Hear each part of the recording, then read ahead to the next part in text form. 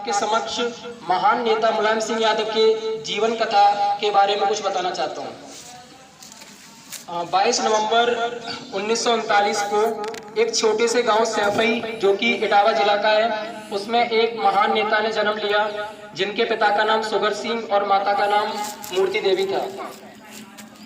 15 साल की उम्र में जब वो छोटे थे तो उनके पिताजी चाहते थे कि उनका बेटा पहलवानी लड़े, तो उनके 5 भाई और मुलायम सिंह पहलवानी करते थे। उनके पिताजी उनकी ट्रेनिंग लिया करते थे, तो वो बहुत अच्छी पहलवानी करते थे, अपने से बड़े बड़े लोगों को भी पछाड़ देते थे। तो 15 साल की उम्र में राम सिंह लोहिया, जो कि एक आंदोलन में थे, आंदोलन इस बात का था कि फर्रुखाबाद में एक नहर आंदोलन था, जिसमें पहले सिंचाई के लिए पानी सरकार से खरीदना पड़ता था। पानी खरीदने के लिए जो रेट था उसको बढ़ाया गया था, तो उस रेट को कम कराने के लिए राम मनोहर लोहिया आंदोलन कर रहे थे। तो उसमें मुलायम सिंह यादव ने बहुत बढ़ चढ़ के हिस्सा लिया, जिस आंदोलन का नाम था नहर रेट आंदोलन।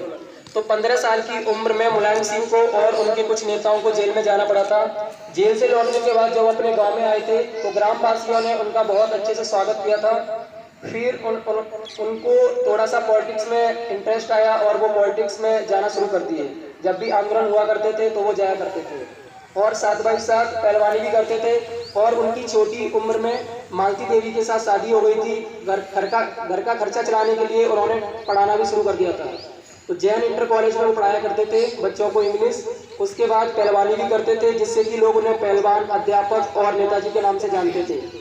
एक दिन जब वो पहलवानी कर रहे थे तो जसवंत नगर के विधायक नत्थू सिंह ने उनकी पहलवानी देखी और उन्होंने देखा कि इस बच्चे के अंदर काबिलियत है। उन्होंने उन्हें बहुत बार आंदोलन में जाते हुए देखा था, क्योंकि आंदोलन में वो हमेशा आगे रहा करते थे। तो नत्थू सिंह उनसे बहुत इम्प्रेस हुए, उन्हें लगा हुआ और उन्होंने मुलायम सिंह को अपनी सीट पर जसवंत नगर से लड़ाया। और मुलायम सिंह 1967 में 1967 में पहली बार विधायक बने और उसके बाद मंत्री बने। 1973 में अखिलेश का जन्म हुआ।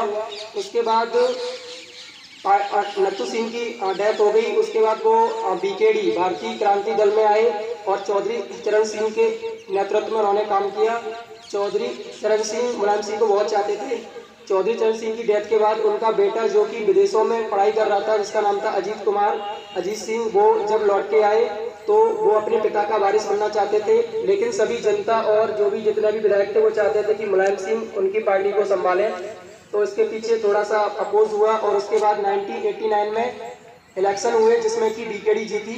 जीतने के बाद उधर प्रॉब्लम आ रही थी कि चीफ मिनिस्टर कौन बनेगा।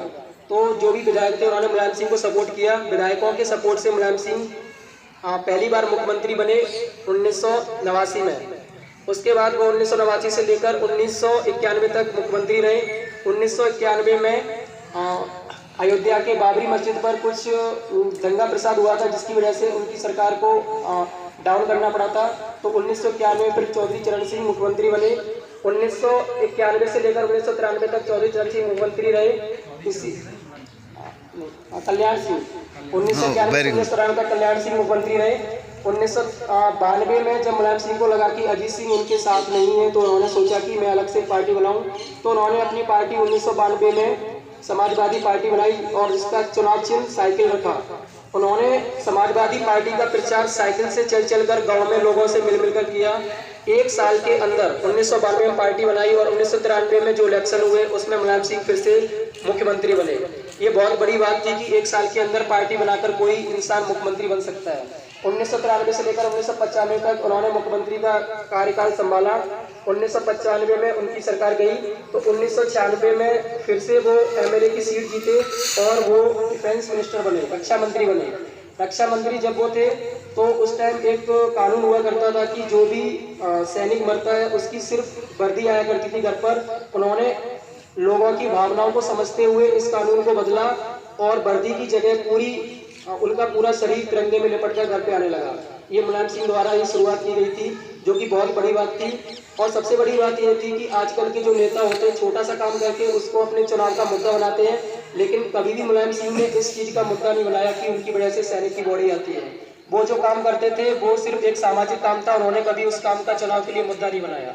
फिर 1996 से लेकर 1998 तक वो रक्षा मंत्री रहे। उसके बाद मंत्री रहे, फिर 2003 में इलेक्शन वो जीते। 2003 से लेकर 2007 तक उन्होंने अपना कार्यकाल संभाला। उसके बाद 2007 में मायावती का कार्यकाल आया, जो कि 2012 तक रहा। 2012 में उनके बेटे अखिलेश यादव उत्तर प्रदेश ही नहीं, पूरे भारत के सबसे जवान मुख्यमंत्री बने। 2012 से लेकर 2017 तक अखिलेश यादव ने राज्यकाल संभाला। 2017 में समाजवादी पार्टी द्वारा नहीं जीत पाई, क्योंकि कुछ उनपे घर में मतभेद हो गया था। जब घर में मतभेद हुआ तो लोगों को थोड़ा सा उनसे निराशा थी, और कुछ प्रॉब्लम ये थी कि मुस्लिम को ज़्यादा सपोर्ट किया जा रहा था, तो दूसरी पार्टियों को मुद्दा मिल गया था, जिसकी वजह से थोड़ा मतभेद हो गया था। उसकी वजह से पार्टी नहीं आ पाई, और हम कामना करते हैं कि 2022 में फिर से समाजवादी पार्टी आएगी, फिर से समाज का कल्याण होगा, और मुलायम सिंह के नेतृत्व में हम लोग अच्छे से रह पाएंगे, और जो हमें सुविधाएं नहीं मिल रही वो सुविधा मिल पाएंगी। धन्यवाद। थैंक यू, धन्यवाद।